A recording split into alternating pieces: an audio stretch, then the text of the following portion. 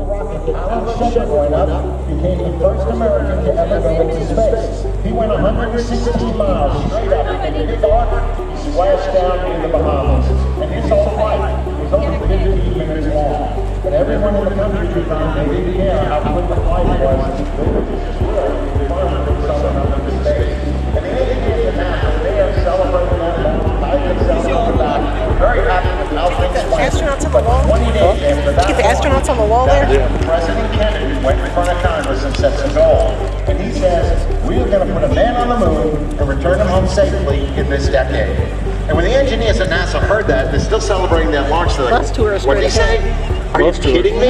We've only sent one guy from here 300 miles to the Bahamas. Now he wants us to put a man on the moon. Okay. It took quite a while for the engineers at NASA to wrap their head around that concept. But when they did, they rolled up the sleeves, they got to work, and we know from history they were able to achieve that goal. Now the next rocket right here, this is the Mercury Atlas rocket. Same Mercury capsule on top, but you can see the Atlas rocket a little bit bigger than the Redstone. And it had to be bigger, because now we're not just sending a man straight up and down, we want somebody to go up and actually orbit the Earth. And that man's going to be John Glenn. So on launch day, they bring John Glenn up the tower, they open the door, they put him inside, they strap him in, they set the valves, they close the door, he's ready to go. But then, we have some issues on the ground, and we can't launch until we get those corrected. So John Glenn ends up sitting on top of that rocket right there for 3 hours and 44 minutes.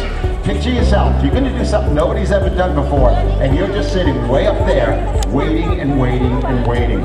Well, finally, the count. He stayed with NASA for 3 more years. Stand on to do what? Become a United States Senator from Ohio for 24 years. But he wasn't done with space yet. But we didn't know if we could survive in space for that long with the current technology. So they were going to find out. On day 11, we then send up Gemini 6. And now they're both orbiting the Earth. They fire their thrusters, they make some maneuvers, they're getting closer and closer to each other. And those two vehicles ended up getting within 1 foot of each other. They were so close, the astronauts could actually see each other right through the windows of their capsules. So Gemini 6 and 7 come out, another success. But we got to do even more to get to the moon. Not only rendezvous, we have to be able to dock with another vehicle. And that's this rocket right here. This is the Atlas Agena rocket. It's the Atlas rocket sitting on top is the Agena test vehicle. This is an unmanned vehicle. Now, we launched this up into space.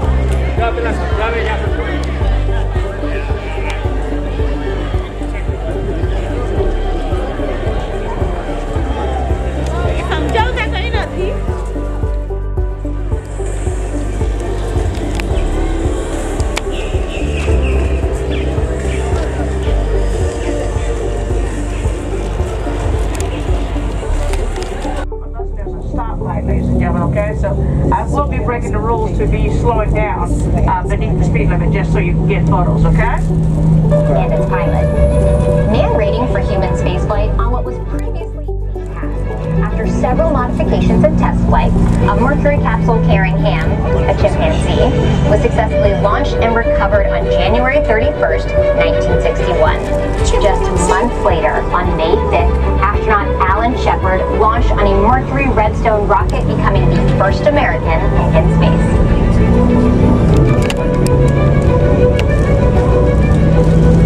Hi, I'm Janice Petro, and welcome to NASA's John F. Kennedy Space Center, where NASA astronauts have been... Cameras down at this time, please. Cameras down. Security gate, ladies and gentlemen, anyone that you see out here driving, walking, riding a bike, everyone is badge personnel, okay? Real quick over here on the right side. Yep. We got an entourage coming down the road here. Over here on the right side, there's a tall beige building with a blue logo in the upper left corner. that is NASA's headquarters. You just seen the picture of, the video of the new center director. Okay, I guess they're probably gonna make us stop back here.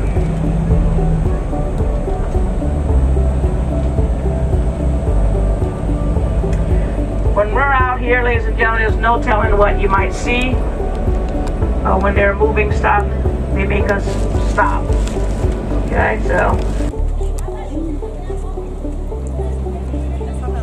You're at the NASA. You're at the NASA. NASA.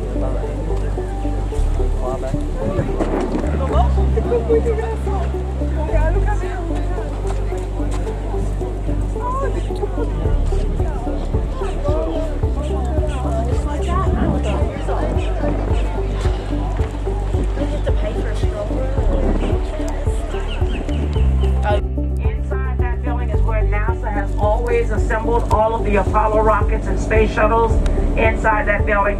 And NASA's new moon rocket. NASA's new moon rocket is called the Space Launch System. There's part of a capsule there. The tip of it anyway. Or a makeshift of one. Alright. Alright, so, but anyway, ladies and gentlemen, the vehicle assembly building, it is huge. They say you can almost put 4 Empire State Buildings inside here with no problem. You can put the Yankee Stadium or the Roman Coliseum on top. You still have plenty of room left for parking. If you see the NASA logo, that each letter on that logo is actually 2 stories. And the flag you see, that flag is 21 stories. One stripe on that flag is larger than the road Beverly's traveling on. The blue section is the same size as your favorite NBA basketball court. 1 star, 6 feet across from point to point. The flag was hand painted. It only took about 500 gallons of paint, but out here at NASA we call that job security, okay? Coming up on the left-hand side, look out the left over the top of the trees, you should see a red crane. Very shortly there's a road that leads down to that, and you should be able to peek through the trees and see a white building coming into view. These buildings that you will see, this is SpaceX Refurbishment Center. It is better known as SpaceX Hangar X, okay? But sometimes, once in a while, you might see a rocket sitting in front of the building. That long white trailer you see right there, that's what they transport their rockets on, okay? If you heard anything about SpaceX new rocket, it's called the Starship. They've been trying to iron the kinks out over in Texas. Well, the big building, they've already built it for that rocket, and we already built the tower that we're going to launch it from out at Launch Pad 39A, okay? But anyway, ladies and gentlemen, back up here in front of us, to the left of the flag, you see 2 gray stripes coming down the west side of the building. These are the tallest garage doors in the world. Ladies and gentlemen, they only take about 45 minutes to fully open and close. But there's twin doors identical to these 2 doors on the east side. So right around the corner from the NASA logo, there's another set of doors. But we always exit the building from the east. The launch pad's right on the east coast, okay? So we always exit from the east going to the launch pad. And also, to the left of the vehicle assembly building, you see the tall gray tower. That is NASA's new mobile launcher tower. That's what we launched our new, most powerful rocket off of last November. And out at Launch Pad B, of course, because that's a little bit too close for comfort, okay? Well, Beverly, how does NASA move their rocket to the launch pad? Well, I'm going to change the video so you can see the vehicle that we do it with. The vehicle, it gets 32 feet to the gallon, okay? And the vehicle has 2 driver's seats, just made Guinness Book of Records. It's been in several movies. Real quick, sidebar real quick. Right here at this stoplight, look down the road as far as you can look, all the way down, follow this road all the way down as far as you can look. There's 4 towers, and with white tips, that's where SpaceX launched just this morning. Okay, that's Launch Pad 40. All right, that's over on the Air Force.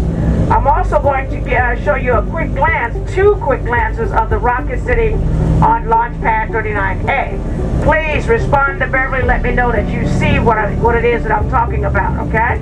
So, coming up, get your photos, ladies and gentlemen, of the vehicle assembly building or anything else that you see that you like. But there's a building right in front of the vehicle assembly building that when we clear these trees, it's a small white building compared to that building, okay? And I want you to look at the east corner. The east corner, toward the east. And you should be able to look straight out. You'll see a tall gray tower like that. To the left of it, you'll see a dark tower, and the rocket is leaning up against the dark tower. All right, so let me know if you see that. Largest self-powered land vehicle in the world. It was originally built in 1965 for the Apollo program and has since been updated to accommodate the space shuttle and now NASA's SLS rocket. Weighing in at 6 million pounds and capable of lifting and hauling 18 million pounds, the crawler is an engineering marvel, even without a rocket sitting on top of it. I'm going to pause the video right now because I want to see if you can see this rocket. The white building is coming into view. Right east corner. Look straight out to the east. Tall gray tower. It's a little tree. Now you see the rocket. Yeah. Anybody saw that? We're going to give you one more chance just in case somebody missed it, okay? But also, real quick, I want you to pay close attention to this video. We got to get up there a little bit further for you to see it again, okay? This vehicle, I'm getting ready to show it to you. I need you to know what you're looking for. This thing has 2,750 horsepower V16 diesel engines that can carry the crawler up to a top speed of, wait for it, 1 mile per hour while carrying a rocket. Keep an eye out for the crawler as we approach this area. And remember, all right, I'm going to leave it right there.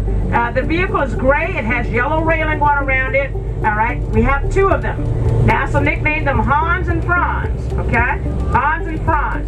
By the way, these beige buildings we're passing by over here off the right side were originally built for the space shuttles.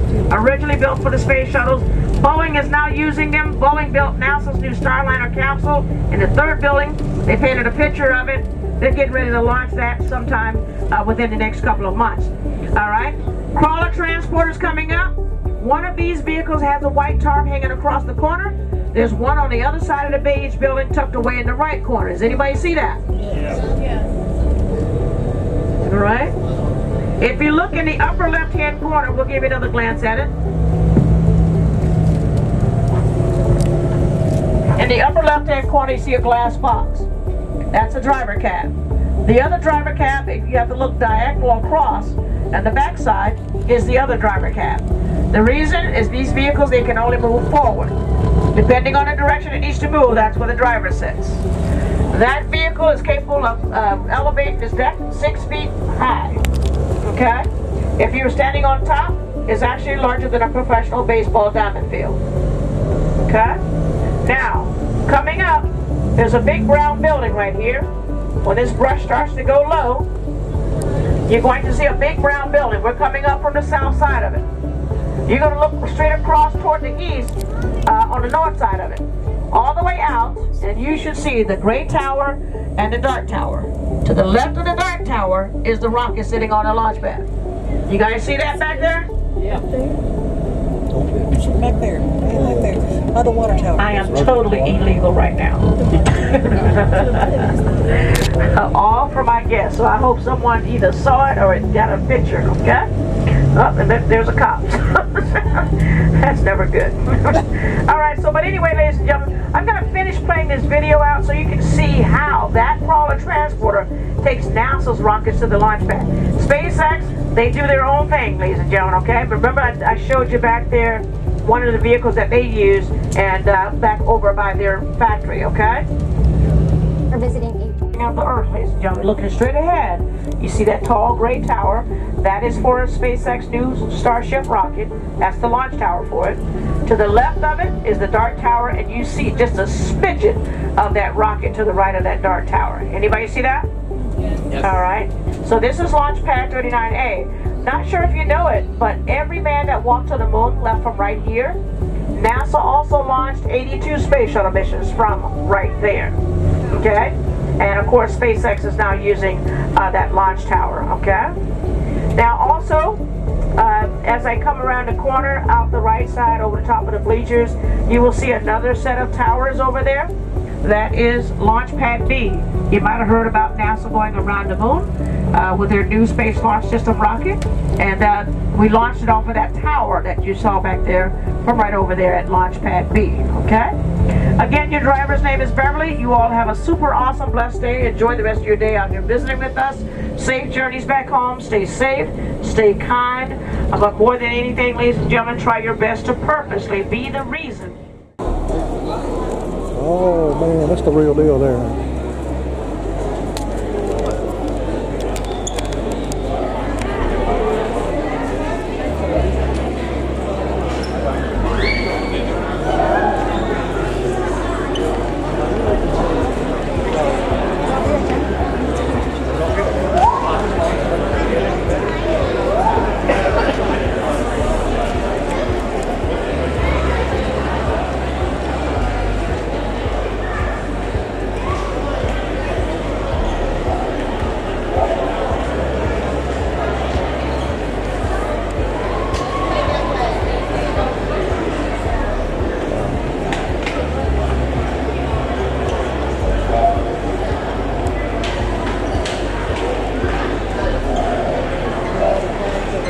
Huh?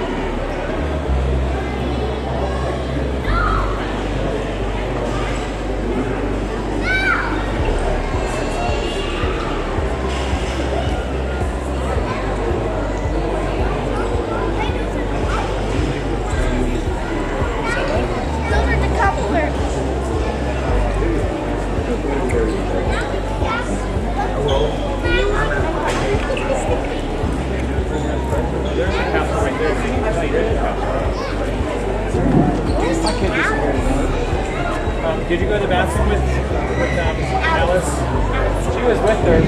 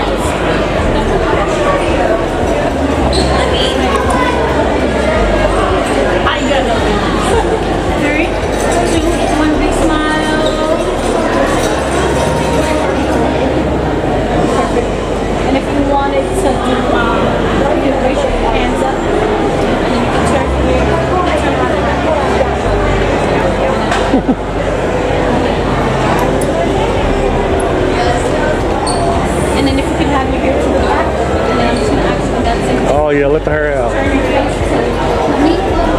So here, relax. And then just turn your head stand up straight. So put your chin down a bit. And then give me a big smile right here.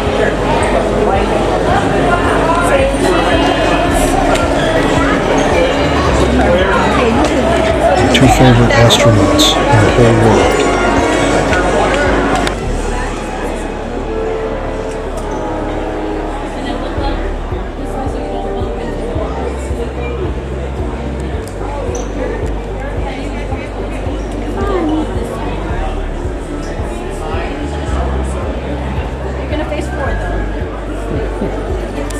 So have your feet this way. So you're going to have your hands straight. Then you can raise your feet in the air if you like. One giant leap for One mankind. big smile.